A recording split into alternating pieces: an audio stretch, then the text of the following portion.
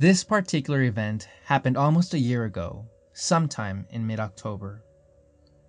A couple of friends and I drove out to visit an old friend of ours from high school, George, who now lived about an hour out of the city. We spent the whole day with him, and it was really late when we finally decided to start the drive back. My friend Lisa was passed out in the passenger seat. She had had a few drinks and decided to spend the ride home asleep. My other friend Sam was sitting in the back seat behind Lisa and was playing a game on her smartphone. I, of course, was driving. I was following the GPS's instructions back to the freeway. At that moment, we were driving down a dark street with thick trees bordering both sides. Everything was pretty peaceful, with the only sounds I could hear being that of the car moving along the road and the radio on low volume.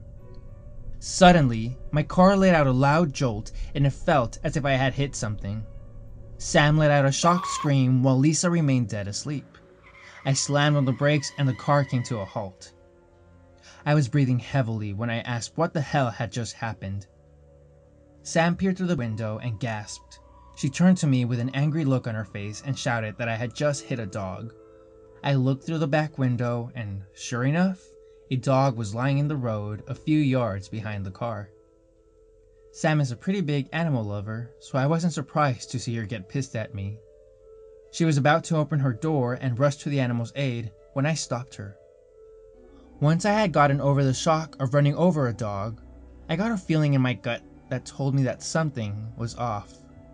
I'm no braggart, but I consider myself to be a very attentive and safe driver. My eyes were on the road at all times, and I distinctly remember not seeing any dog in the road prior to the car jolting.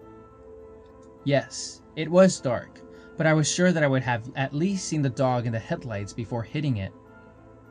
I looked through the back window and took a closer look at the dog, or at least as much as I could make out in the reddish light coming from my taillights. It was a fairly big dog, at least a golden retriever or something like that. One particular detail caught my attention. I could see the dog's tail wagging. Now, I'm no expert on the mannerisms of animals, but I was sure that the last thing a dog would do after being hit by a car would be to wag its tail. After a moment of thought, I pressed my foot down on the accelerator and sped off. Sam snapped at me and ordered me to go back, but I told her that something was wrong with the whole situation. She continued to argue, but she fell silent as she turned back towards the back window. She asked, "What the heck?" with a shaken voice. I looked in the rear-view mirror. Though it was dark, I was able to make out silhouettes of 3 large figures emerging from the trees on the side of the road. The dog was now up on its feet and jumping around joyfully. The 3 figures looked in our direction as I pressed my foot down on the gas harder and sped off. Sam and I remained silent for the rest of the ride home. It wasn't until a few days later that we told Lisa about it. We've been back to visit George a few times since then, but we always make sure to leave before sunset. Still, I dread to think what would have happened if we had gotten out of that car. During my junior year of high school, circa 2011, I was at my best friend's house. I had been lounging in her room, waiting for her to come back since she had been gone for about an hour. She re-entered the room with a cordless phone in hand, saying that my dad wanted to speak to me. She appeared uneasy. My dad? I asked, baffled. You're probably thinking that the twist is that my father is dead, but nope. At that time, both of my parents frequently worked all day and were often out at night. It was possible for me not to see them for weeks. What really piqued our concern was that the person on the line called my friend's home phone number.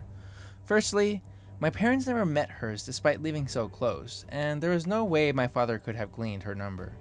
Secondly, not even I knew her home phone number.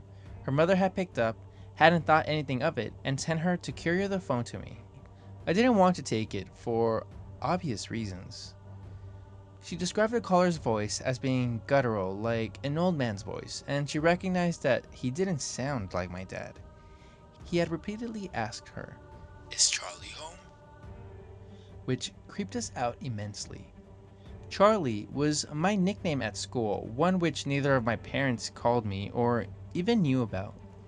Smartly, she replied, no and hung up. We both acknowledged what the outcome would have been had she replied yes instead. This guy must have found out where I lived by watching us walk back and forth between our houses. He had been waiting to catch me alone at home. Even though I had fortunately been at my friend's house at the time, my 4 foot 9 inches, 100-pound sister was on her day off from work. The day afterwards, we interrogated all of our mutual friends at school. Maybe one of them was just messing with us. It wouldn't be the first time we prank call each other about something serious. None of them fessed up to the call, and we didn't find any reason to distrust them given the tone of the caller.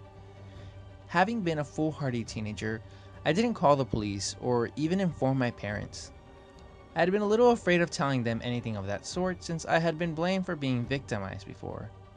Nothing happened to my sister, and we assumed it was just an isolated incident and a morbidly funny story to tell our friends. I had also been affectionately nicknamed the Nerd Magnet for my tendency to attract vaguely dangerous people, but that's a story for another time. Eventually, I moved to another neighborhood and never heard from the caller again. The story would have had a complacently boring ending if I hadn't Googled my name some years later. Periodically, I search up my name to see if any of my information appears on those persons' lookup sites, since I have become wary about being found since then. Instead, I stumbled upon an 8-chapter story on Quotev. The name of the first chapter, my first and last name. I wouldn't have been so jarred if I had a commonplace name, but my last name is unusual where I live. It was a sanguine teenage romance featuring me as the main character. The text boiled over with names of people I had known throughout middle school and high school, including my sisters. The only name I did not recognize was my love interest name, who was written as my childhood friend turned bully. One part mentions us being intimate, only for the same friend to call me and warn me about a strange car that had parked in my driveway. Its final update was 3 years ago, eerily around the time I had moved.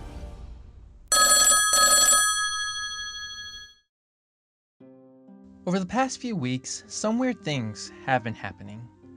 First, some background information. I'm a 24-year-old female who lives with one male roommate, Matt, 27, and his black lab, Bruiser, in a ranch-style house. We live in a pretty low crime rate area that is primarily middle-class suburban neighborhood. This gets a little long because it's a series of encounters throughout the month, so please bear with me.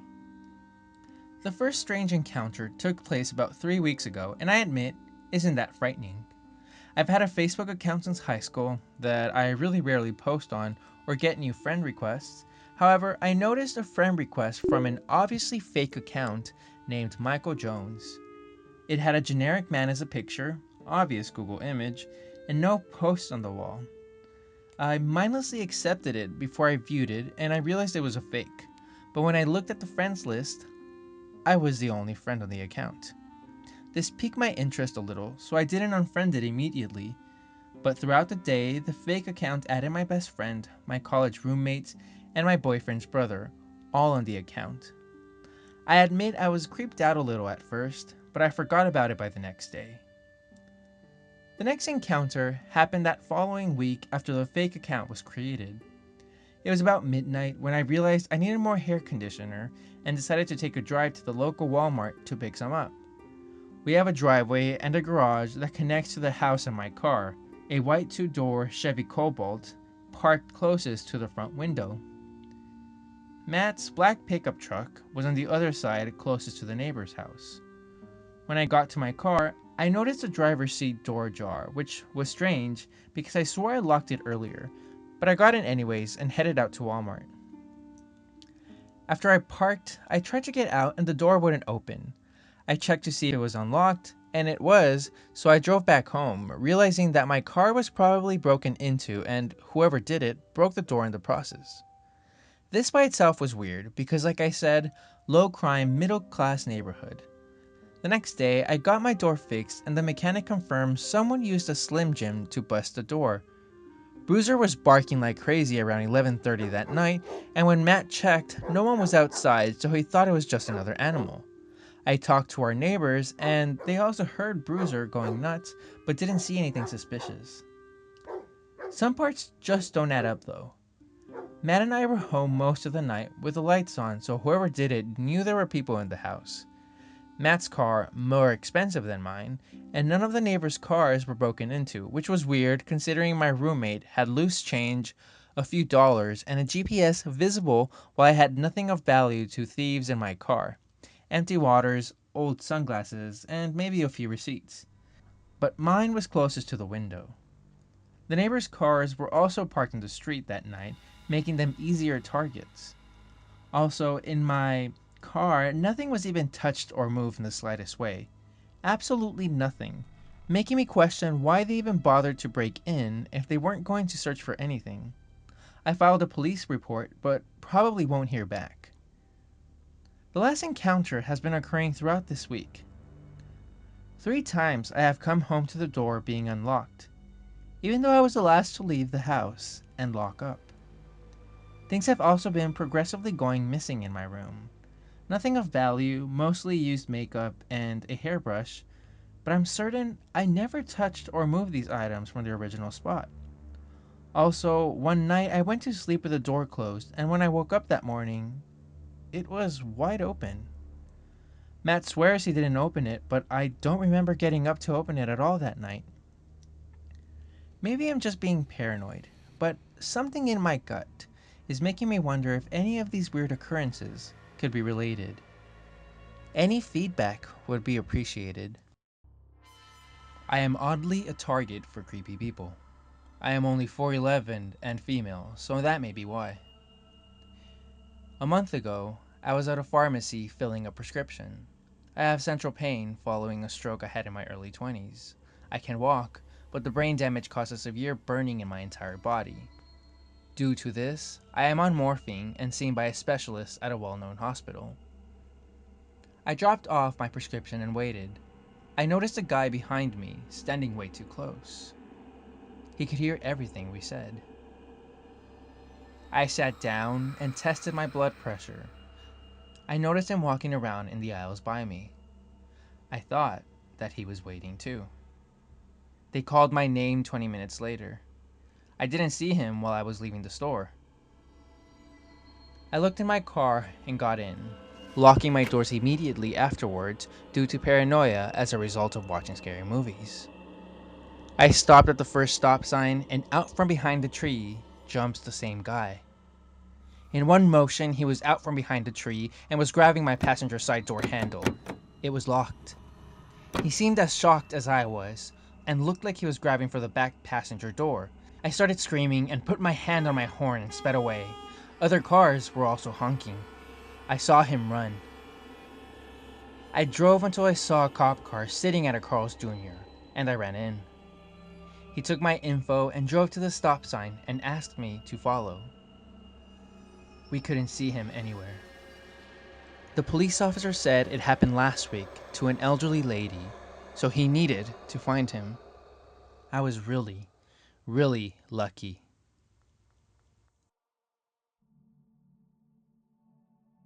For almost my entire life, I lived in this suburban town on the outskirts of Brisbane. It isn't a terrible area, but sure as hell isn't an ideal area to live in. Despite there being a lot of families, it is known for having a lot of shifty characters, and at one point, a known pedophile lived here. In this town, there are about 2 or 3 blocks of houses that have been abandoned. According to my mother, this is because about a decade ago, there was supposedly a large development planned for right behind these blocks where there is acres of woodland. For whatever reason, the development didn't happen, the woodlands remain, and the houses remain abandoned because at this point, they're dilapidated. On a Friday afternoon, I was staying the night at my friend Emily's house, so I went to her house straight after school. She didn't live too far from the abandoned houses, so we decided to invite our other friends Mia and Leah over to go exploring. We left almost immediately after we gotten back to her house, and I'd had enough time to dump my overnight bag in her room, so it was about mid-afternoon. We left as soon as possible so that we could get back in time for dinner. At the beginning of our exploration, there was not much to see except some graffiti on the wall, some smashed windows, etc. I don't know what we thought we were looking for or what we thought would be cool to find, but we kept looking through all the houses. On the second block, we came to a house at the end of the cul-de-sac that had a bit of a driveway to walk up. We weren't quite sure what we were walking into because there were overgrown trees covering the house. If we had seen the house initially, I am almost positive that we would have been too scared to venture up there. I understand that in hindsight it was stupid for us, 4 young girls, to go wandering alone, and what's worse was that this house was extremely secluded and backing into the woodland. We weren't thinking about the danger. Up the driveway there was a very dilapidated 2-story house, and behind the house was a shed.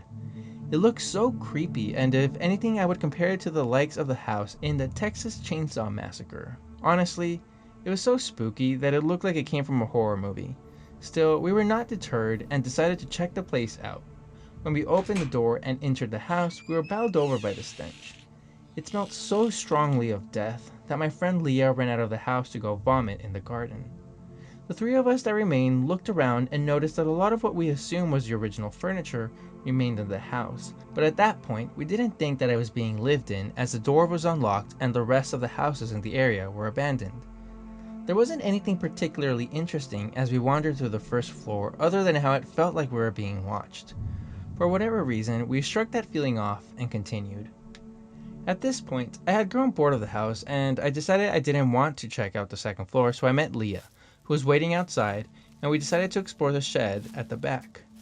We walked around the side of the house and tracked through the overgrown backyard grass to the shed. While we were making through the grass, I remember noticing that it looked as though there was a path of trodden down grass heading towards the shed, but I didn't think much of it. I must have thought that it was a path made by an animal or something. The first thing we noticed when we entered the shed was that Coke bottles, about 7 or 8 of them, were hung up from the ceiling by yarn and containing what appeared to be teeth and blood pooled at the bottom of each bottle. Leah pulled one of the bottles down to inspect and confirmed that it contained teeth. I quickly scanned around the rest of the shed and noticed that there were red patches, what I can only assume was blood, everywhere. We looked at one another and hightailed it out of there to get our friends and leave. When we got back to the house, Emily and Mia were walking downstairs. They said something about wanting to leave too, because they heard weird sounds upstairs. They were taking their time walking down the staircase because it looked rotted and dangerous, and as they were about halfway down, Mia's foot went through one of the stairs. When I raced forward to help her, I felt a funny feeling and saw something at the corner of my eye that made me look to the top of the staircase. That's when I noticed that there was a man peeking his head around the corner and watching us. The other girls must have seen the shocked look on my face because they all looked up to the top of the staircase and started screeching. Mia quickly pulled her foot out of the staircase and we all started running out of the house, down the driveway into the middle of the street where we stopped for a second to catch our breath. After about 2 seconds, we looked over our shoulder to see that the man was racing down the driveway after us. This was the first time we got to get a real good look at him, and he looked terrifying. He was unkempt, and I swear to God I'm not exaggerating, there was blood all over him. On his face, through his hair, on his shirt and jeans, everywhere. We were all sobbing at this point, which made it very hard for us to run away, but we kept pushing on for 2 more blocks until we made it onto the main road. It was at this point that the guy stopped at the bottom of the main road and started yelling the name of our school at us. We were confused for a moment, before realizing that we are still in our school uniforms. We ran the rest of the way back to my friend's house, which took about 10 minutes because we were going the longest way possible to ensure that we had lost the guy. Emily insisted that we don't mention anything because if we did, then her parents would never let her leave the house again, so we kept our mouths shut.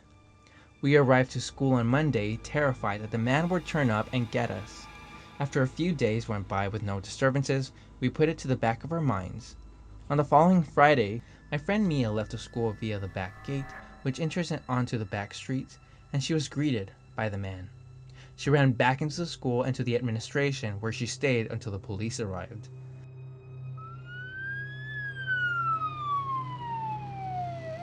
Myself and my friends then had to go down to the police station to give statements about what happened the previous Friday. They went to the house where it happened, but he wasn't there, and he left no evidence that he was living there. although they did find the Coke bottles of teeth along with some bloody tools in the shed. For the next month, there were police stationed at the entrances of the school, as the school day began and as it finished. He was never found, but from that day until the day I graduated, I often felt as though I was being watched as I arrived and left each day. I'm disappointed he was never caught, and I hope wherever he isn't anywhere near me.